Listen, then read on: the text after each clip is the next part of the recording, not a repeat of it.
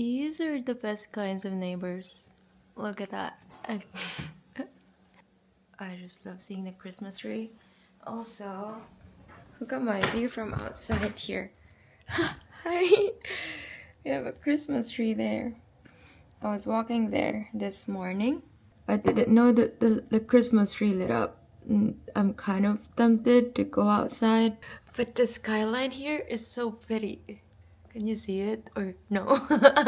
Today was a very chill day. I woke up at 10 a.m. because I went to bed late. I was catching up with my friend Myra from the Philippines last night. It was way past my bedtime, but she was in the province and she needed to get to a coffee shop, so we had to talk very early in her morning. But it was worth it. We hadn't catch up in a while.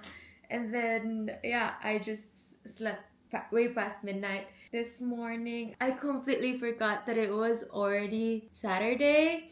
We're just between the Christmas and the New Year's where the days just blend into each other and I just don't know when is when. And so I completely forgot that it was Saturday today. And I was already kind of feeling bad because I didn't wake up just in time for the market open. Then I realized when I opened my laptop, oh, the charts aren't moving. What's going on? And then it's actually Saturday today. And so I'm so happy that I was able to sleep in. I think the 4-hour walk yesterday really took a toll on me. And then I walked some more this morning, but only around the neighborhood. I explored Brooklyn today. I went to Dumbo. And then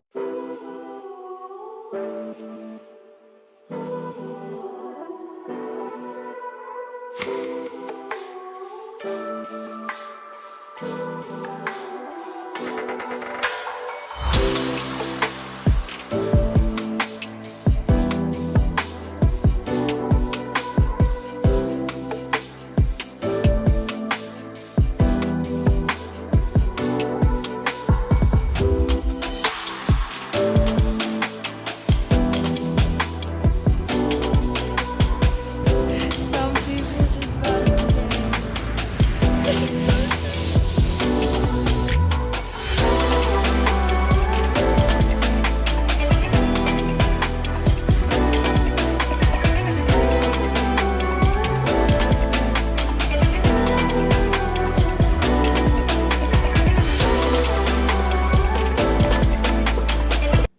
yeah, it was such a pretty day. I am currently just staying in, reading this book. I'm so glad that I have books here. I picked this up. It was calling me. It's called The Second Mountain by David Brooks. The subtitle says The Quest for a Moral Character. And it is very fitting for me right now. I actually cut it from my vlog yesterday about how I felt when I landed here. I was very confused because normally I would be jumpy and squealy and oh my goodness, it is New York. Just the fact that this is New York just calls for so much excitement and whimsy for me. But that wasn't how I felt, probably because I was overwhelmed from the long travel day. But at the same time, I realized that the things that used to fulfill me just doesn't fulfill me anymore. I mean, I'm still happy to be here and I'm so thankful. It is such a dream. It's my dream growing up. I grew up listening to Somewhere in Brooklyn by Bruno Mars. That's my favorite Bruno Mars song growing up. And now I'm somewhere in Brooklyn. I'm just so excited, and I just found my excitement yesterday again. I found my excitement, but when I touched down, it wasn't that an immediate excitement. I'm in New York. It wasn't like that, and that got me very confused. And then I realized that even though I'm so happy to be here, the things that fulfilled me before, the things that I wanted before, are the things that fulfill me now, and the things that I want now. I just love being home. Is it like my late 20s kicking in? And I think it's a frontal lobe developing. Traveling here is the first time that I did not ask, should I move here? I see a lot of reels or TikToks about people posting when they're traveling somewhere new, and the first thing that they ask is, should I move here? Very ironically or jokingly, but still they ask that. And I would always ask that. When I first went to Dubai, when I went back home, I couldn't stop thinking about Dubai, and so I had to stay, and I went back and lived there for 5 months. I would just always be thinking of like extending my travels and just coming back right away, or just trying to live in certain places. But this time here, even after exploring it for 2 days, yes, it is pretty, but I did not find myself asking, should I move here? That's something actually that really stuck out to me, because it wasn't always like that. And I realized it's because I just love being home so much. I love my routine, and I've been so blessed with such a beautiful life at home that I've just loved. After being away for 5 whole months and not being with my family, the past 3 months of just reconnecting with them and building my new routines and structuring my life, it was just so grounding, and it's something that I needed. I remember when I was in Thailand, I was reflecting about what I need next, and it wasn't, and I was someone who always wanted novelty. I wanted novelty. And at one point I was so scared because I didn't know what's going to happen, because how am I supposed to settle down when I always want novelty? But after Thailand, after being away from my family, I was so sure there's like this, that deep certainty deep within me, that what I need next is not novelty but just stability. That's really what I pursued over the last few months, and it was so grounding.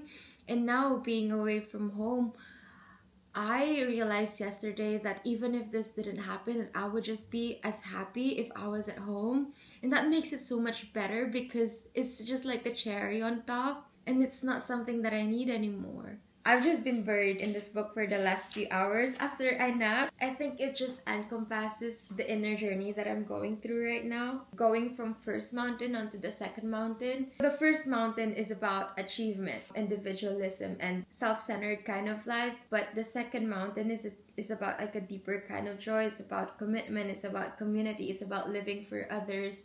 It says here, they rebel against the mainstream culture. All their lives, they've been taking economics classes or living in a culture that teaches that human beings pursue self-interest, money, power, and fame.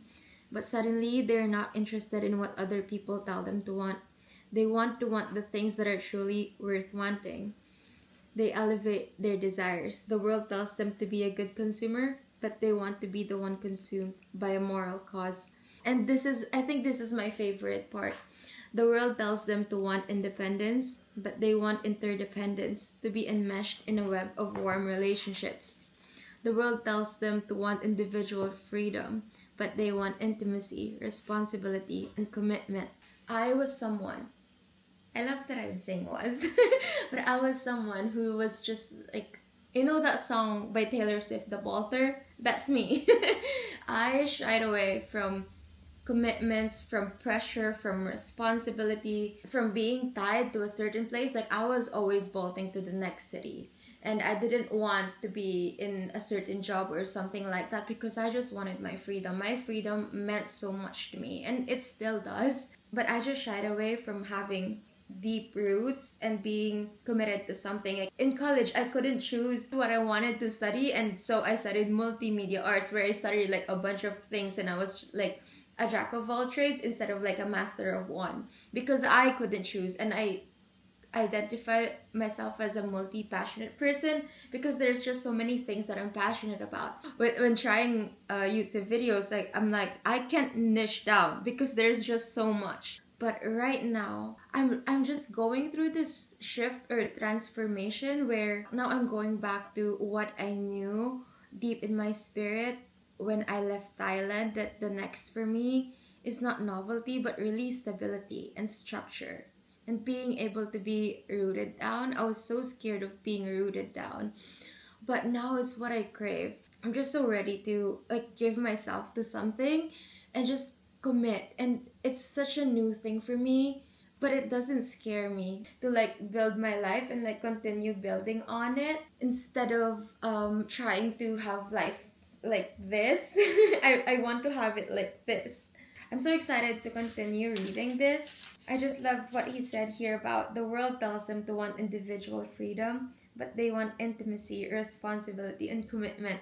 Responsibility and pressure used to scare me so much. I like to think I'm a very responsible person, but really, I yeah, I need to be more responsible, and that's one of the resolutions that I want for 2026. Is really I want to be someone who sees herself as responsible, who identifies as someone who's reliant, who's reliable, who's self-sufficient, but at the same time, like, I want to do it with people. I want to do it with my people. I still value my freedom, but now I'm ready to be like vulnerable, and I've worked on my communication skills. I'm able to express my emotions and communicate my feelings now without being scared, and I've gotten to be more secure. I think it helps so much that I healed my relationship with my father and how I looked at him, and also my relationship with my mom. In my letter to my mom, I've told her that this year I've really gotten to be so secure of her love for me, because I grew up being very insecure about it, and it wasn't something that was her fault. It was probably because like she had me at a very young age, and so I all my life I was thinking that I stole her life away from her because she had to take care of me. And so healing my relationship with my parents, I think people call it father and motherhood, that really helped me and healed me so much that now I feel so like grounded, and just I feel ready to like live my life very openly and with my heart open. Like, I'm not so guarded anymore, and I'm still gonna hold my heart, and but I'm not going to be like have my walls up so high anymore. And I'm just so excited about that. I'm so excited about many things because I feel like now I'm more sure of like what I want and the kind of life that I want to live. And yeah, it's just my priorities.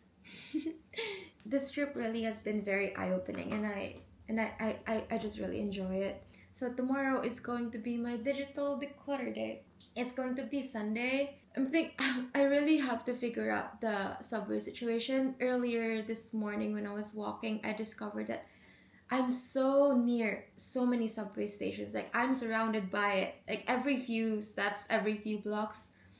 This is such a prime location, and I love it so much. And I really have to figure out the subway thing. I can't I can't be such a princess right now, because I wouldn't want to walk. I wouldn't want to walk like for 2 hours at a time. Except for tomorrow, tonight, I'm just going to continue reading this, and yeah. Okay, question of the day. What is something that you learned about yourself in 2025 that you're bringing into 2026? Please let me know. Now I'd love to chat in the comments. I'm really enjoying this. Thank you so much for watching, and I'll see you again soon. Bye!